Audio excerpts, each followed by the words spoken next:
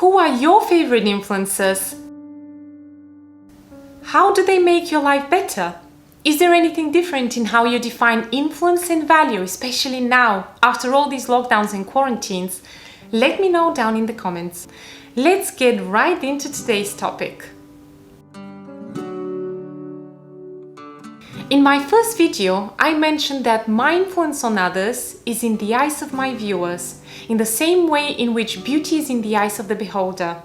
My definition of an influencer is someone who has had a profound positive influence on my life, and by following their example and advice, I have taken decisions and actions that have really changed my life for the better.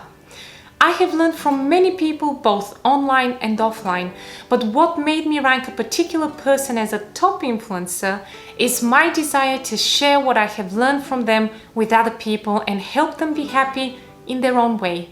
The person who had such a profound influence on me and whom I'm blessed and honored to have had in my life is my grandmother, who took her last breath on March 19th this year after battling COVID-related pneumonia.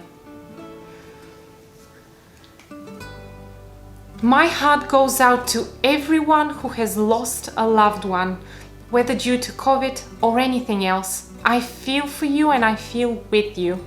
Just like you, I did not want to let my grandmother go.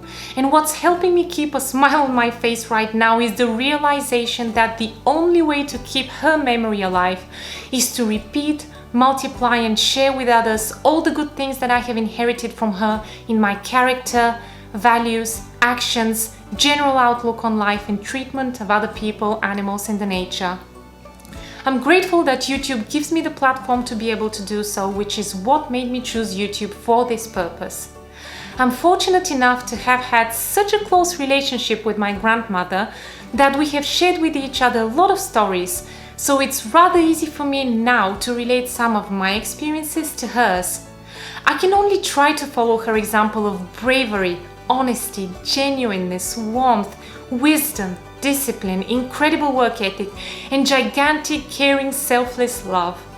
It has not always been easy for me to follow her example because some situations in my life have easily called for my fear, confusion, panic, depression, anger, retaliation, and so on.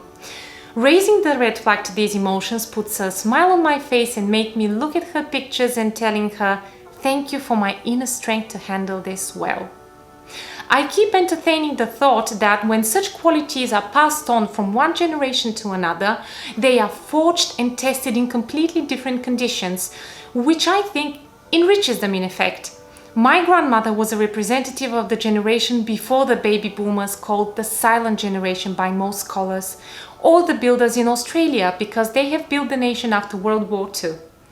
The Australian definition resonates with her much better because she was wisely outspoken and firm when it came to doing the right thing and doing it for the good of others. As a teacher, she was the builder of promising young people. As a mother and grandmother, she was the builder of our family, our work ethic, individuality and character.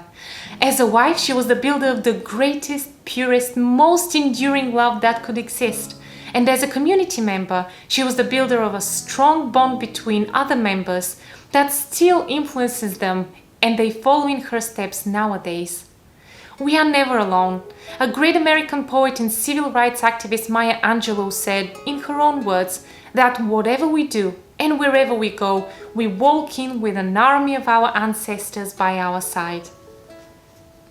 When you walk into an office, you don't go alone. Bring your people with you. Bring everybody who has loved you with you. Say, Grandma, come on, let's go. Great-grandpa, you've been dead all this time. Come on, let's go. I have to go in here and have an interview. Come on, Auntie. Come on, my friends. Come, let's go. And when you walk in, people don't know what it is about you. They can't take their eyes off you. You may not be cute in the given sense. You may not be fashion model size in that particular sense. You may not be any of those things, but they can't take their eyes off you. And they say of you in this incredible way, which I don't understand. They say, I don't know, but she has charisma. No, what you have is all those people around you. So think of that. Anytime you have anything to do, bring everybody with you that you can remember who has loved you.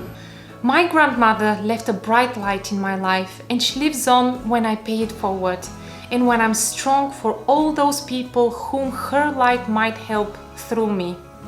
This thought gives me some peace of mind and answers my question: what will be left of us and who will remember us after we are gone?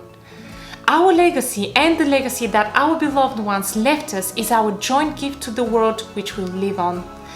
Of course, I have other influences in my life as well, but the second one I would like to reveal to you today is another family member, my cousin, who works as a music engineer and producer in Dublin, Ireland. The reason why his life is extraordinary as well is because he chose to stand up to everyone who wanted to push him into a conventional professional path, and he pursued a passion of his, which he also excelled at, producing and mixing music, and doing it with heart and emotion. His courage to do so inspires me because he listened to his heart and delved into his passion without much soul searching, and despite getting his IT and economics degree. Whereas for a period of mine, I thought that I had succumbed to the expectation of others for me to go down a conventional life path in a predictable sequence: education, career, marriage in the future. But what others saw as success was different to how I defined and measured success. What others thought of comfort was not quite the same as how I felt about comfort. And the timing of what should happen when in my life, according to others, was in stark contrast to my trust in what life will bring when the time is right for it. I saw how my cousin shaped such expectations and went for his dream, and this time I followed his example. I also admire his creativity, and I want to channel mine with a similar positive impact.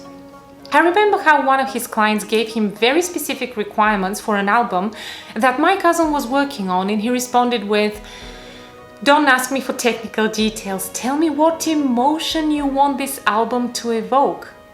Heart, emotion and positive impact are key for us. These are my thoughts on my key influences in my life, and I look forward to reading more about yours in the comments below.